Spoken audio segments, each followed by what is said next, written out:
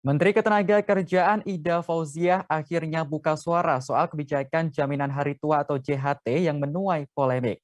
Disebutkan oleh Menaker, kebijakan tersebut dibuat melalui proses panjang dan mempertimbangkan banyak hal.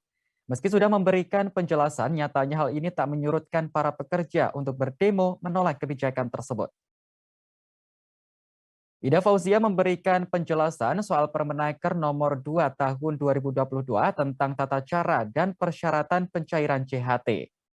Dalam keterangan persnya, Ida menyebut bahwa kebijakan tersebut sudah melalui proses pembahasan yang panjang.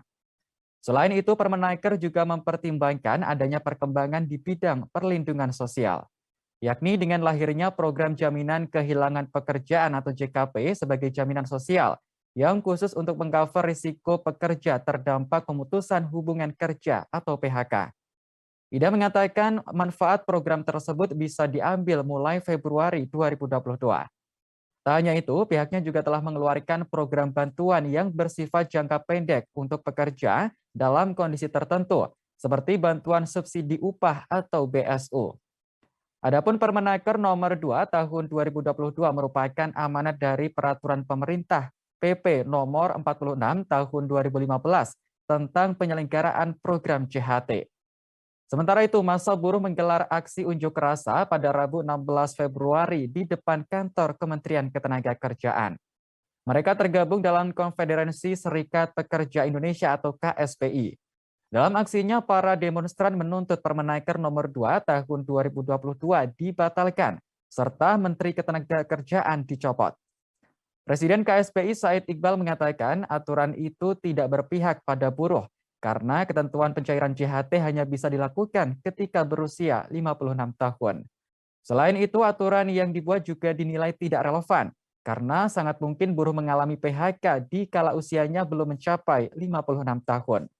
Di sisi lain, tawaran pemerintah dengan dana JKP tidak mengatur tentang pemberian manfaat untuk buruh yang mengundurkan diri atau memutuskan pensiun dini dari pekerjaannya.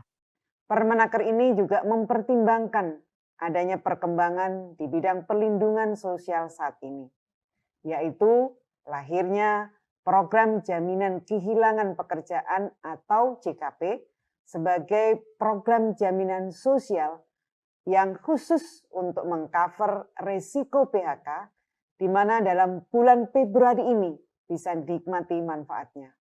Selain itu juga ada berbagai macam program bantuan yang bersifat jangka pendek yang dikeluarkan oleh pemerintah untuk membantu meringankan beban masyarakat, termasuk beban teman-teman pekerja atau buruh dalam menghadapi kondisi tertentu seperti bantuan subsidi upah yang telah disalurkan pada tahun 2020 dan tahun 2021 pada saat kita mengalami pandemi COVID-19 itu.